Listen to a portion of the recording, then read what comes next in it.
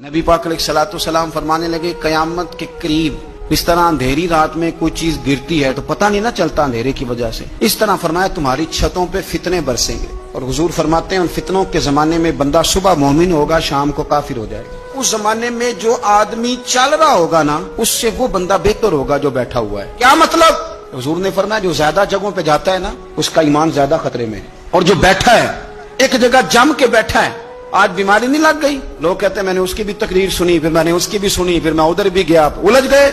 जब तक वो एक जगह जमे हुए थे उनका ईमान महफूज था।